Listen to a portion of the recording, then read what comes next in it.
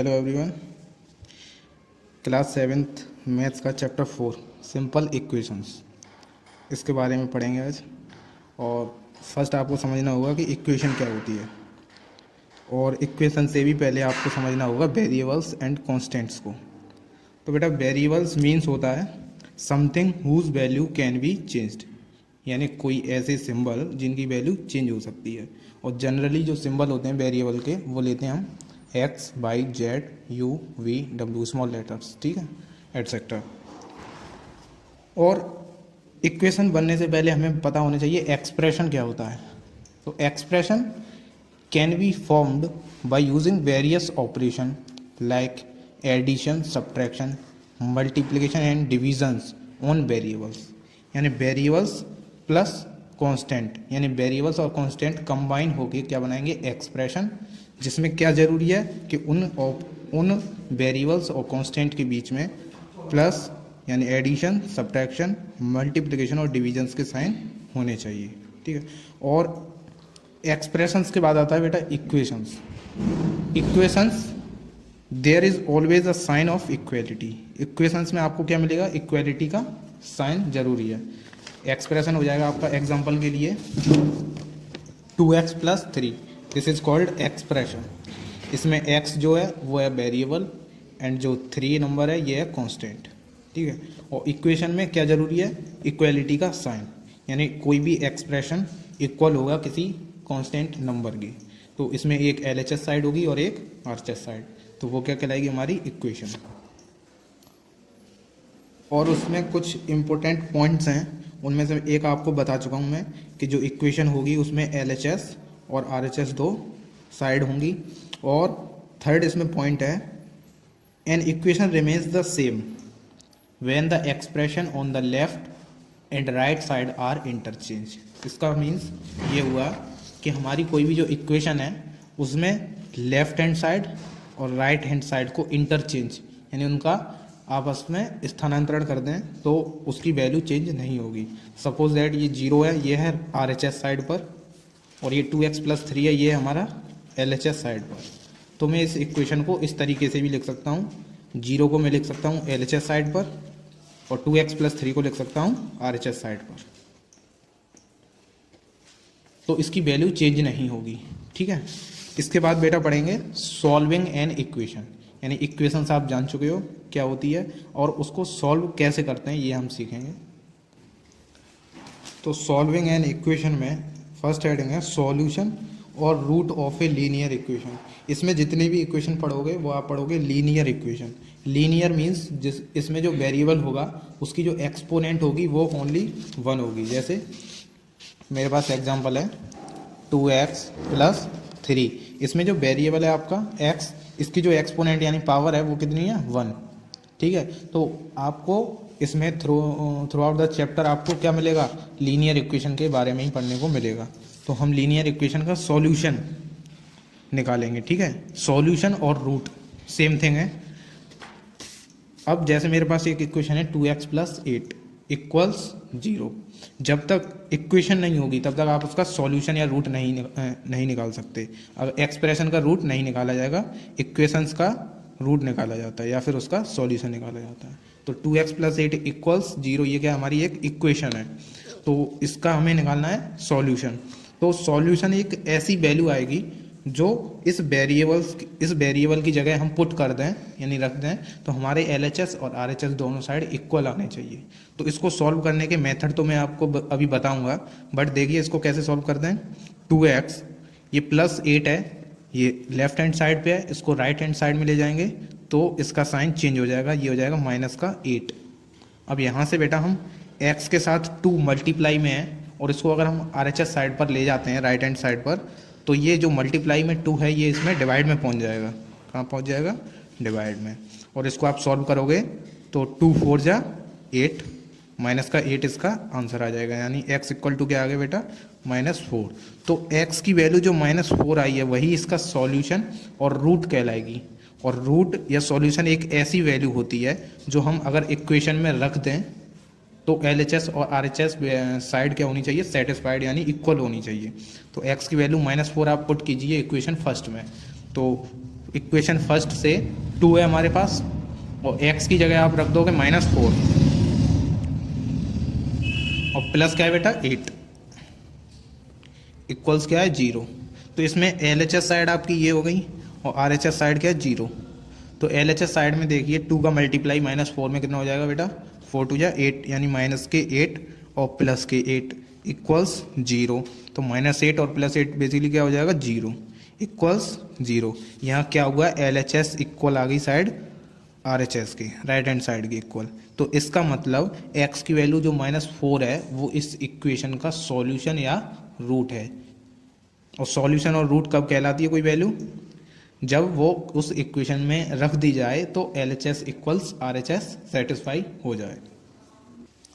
अब next heading है बेटा rules to remember while solving an equation, यानी इक्वेशन को सॉल्व करने से पहले कुछ रूल्स हमको रिमेंबर यानी अपने याद में रखने हैं। फर्स्ट है इसमें, वी कैन ऐड और subtract the same number two both side of N equation.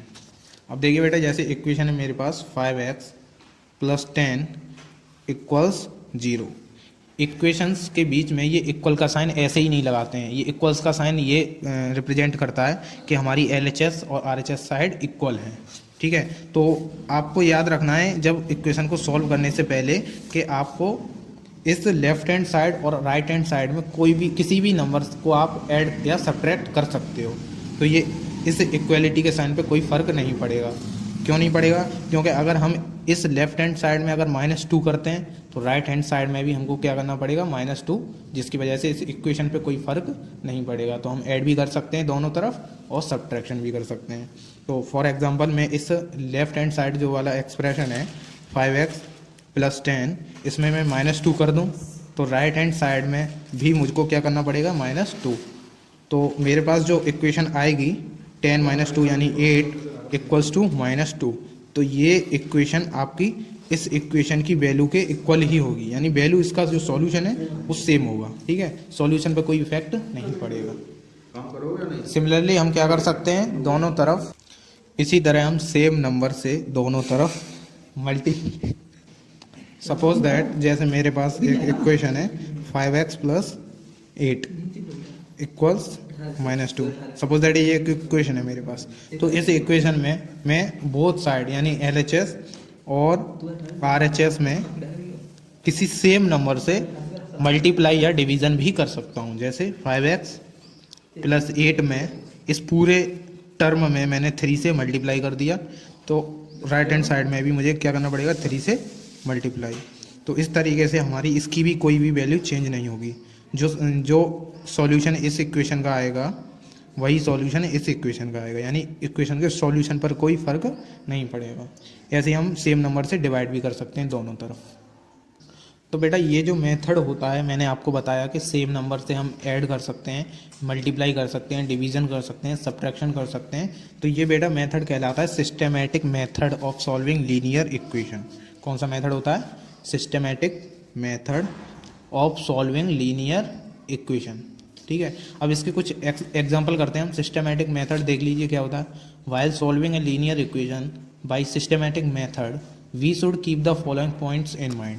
यानी सिस्टेमेटिक मेथड से अगर आप लीनियर इक्वेशन को सॉल्व करते हो तो कुछ ये 2 पॉइंट्स आपको अपने माइंड में रखने हैं। पहला है combine all the like terms on each side of the equation, यानी जितने भी लाइक टर्म्स होंगे उनको आपको एक साइड पर करना है, चाहे आप उसको लेफ्ट हैंड साइड पर कीजिए चाहे राइट हैंड साइड पर।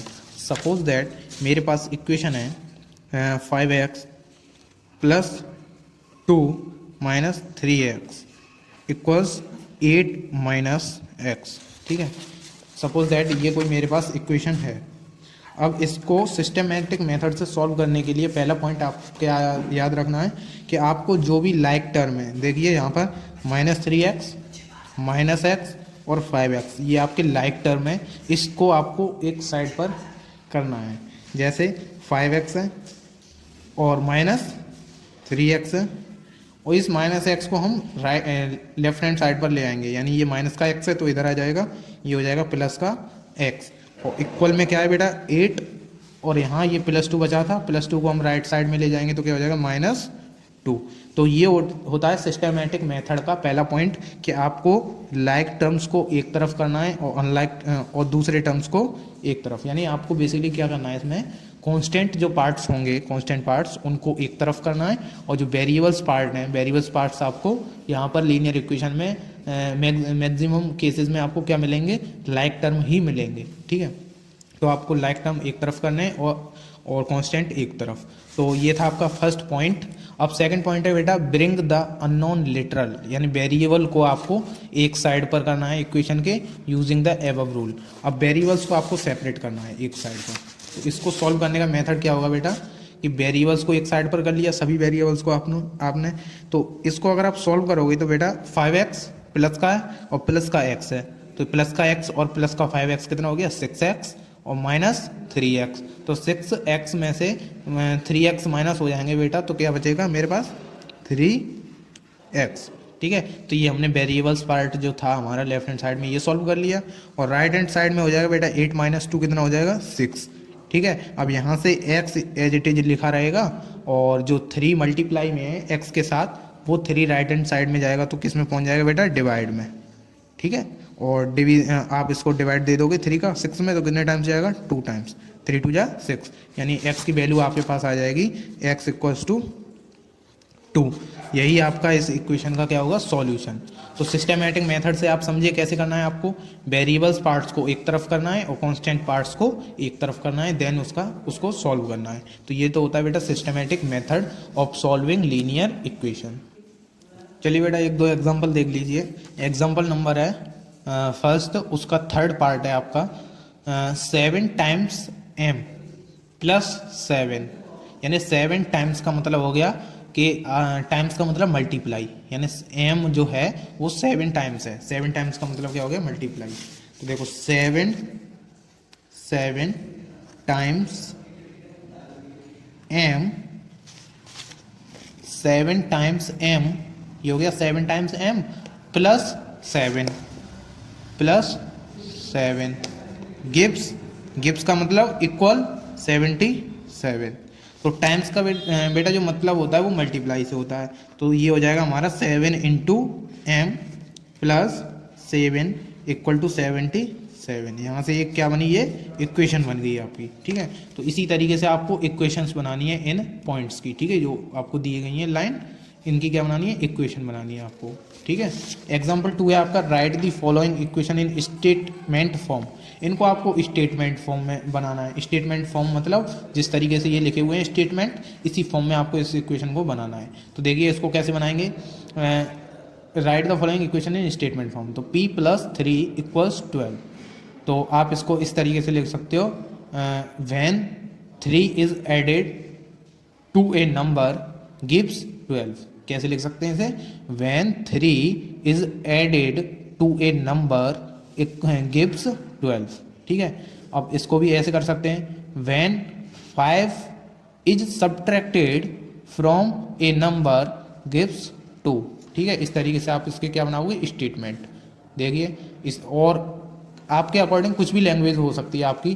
तो देखो इन्होंने क्या लैंग्वेज बनाई है, the sum of number p and 3, यानी p और 3 जो नंबर्स हैं इनका सम है वो 12 है। तो लैंग्वेज कुछ डिफर हो सकती है, लेकिन आप इक्वेशंस यही रहेगी आपकी। और ये एग्जांपल्स हैं, इसको आप सॉल्व करोगे। लीनियर इक्वेशन को सॉल्व करना अभी बताया मैंने आपको। तो बेटा एक्सरसाइज पर आइए 4.1। इस 4.1 एक्सरसाइज में जो क्वेश्चन फर्स्ट है आपका, उसमें आपको स्टेटमेंट्स दिए हुए हैं। आपको इन स्टेटमेंट्स की इक्वेशन बनानी है। क्या बनानी है, इक्वेशन। तो इक्वेशन आप इजीली बना सकते हो। The sum of twice X, यानी 2 टाइम्स ऑफ एक्स एंड 4 का सम कितना होता है, 24। देखिए द सम ऑफ, यानी एक्सरसाइज है आपकी 4.1। ठीक है, इसका क्वेश्चन नंबर फर्स्ट है, इसका फर्स्ट पार्ट मैं आपको बता रहा हूं। The sum of twice X, यानी जो एक्स है उसका ट्वाइस, ट्वाइस का मतलब 2 गुना। तो ट्वाइस ऑफ एक्स प्लस 4, यानी ट्वाइस ऑफ एक्स एंड 4 का जो सम है, यानी एडिशन है, वो कितना है, इज 24। कितना है, 24। इस तरीके से आपको क्या बनानी है, इसकी स्टेटमेंट की इक्वेशंस, ठीक है। इसके बाद जो सेकंड क्वेश्चन है बेटा, right the statement for the following, जो अभी आपको एग्जांपल कराया था उसी की हेल्प से आपको ये क्या करना है, इसके स्टेटमेंट बनाने हैं। स्टेटमेंट कैसे बनाएंगे, 2 टाइम्स ऑफ, या फिर आप इसे कह सकते हो ट्वाइस ऑफ p एंड 5, या फिर ऐसे कह सकते हो the sum of twice of p and 5 gives 15। ये ज़्यादा एक्यूरेट रहेगा, the sum of twice of p and 5 gives 50, ठीक है। इस तरीके से आपको इनके क्या बनाने, स्टेटमेंट। और ये हैं solve the following equation and check your answer in each case. ये इतनी सारी इक्वेशंस दे रखी हैं आपको, इनको आपको सॉल्व करना है for the value of x। इसमें जो x है या फिर a है या जो भी वेरिएबल दिया है उसकी आपको वैल्यू निकालनी है। इसमें से 1-2 क्वेश्चन मैं आपको करके दिखा देता हूँ अभी, और उसी के पैटर्न पर आपको ये सारे क्वेश्चन करने हैं।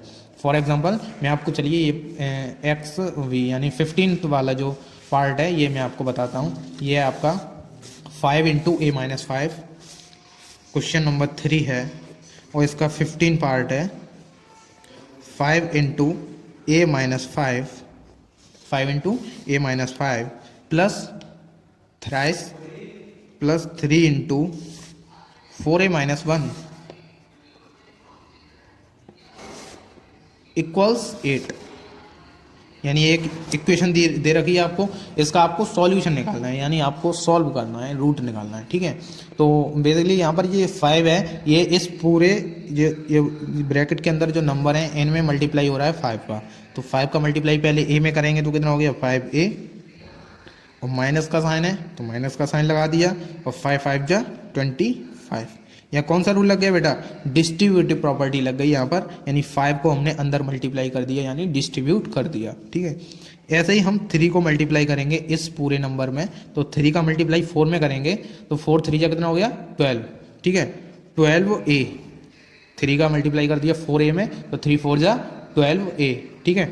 माइनस का साइन है तो माइनस का साइन लगा दिया, और 3 का मल्टीप्लाई 1 में हो जाएगा, 3 1 जा 3 इक्वल टू 8। अब ये आपकी एक इक्वेशन सिंपल फॉर्म में बन गई। अब इसमें कौन सा मेथड लगाना है आपको, पहला कि आपको वेरिएबल्स को एक तरफ करना है और कांस्टेंट्स को एक तरफ।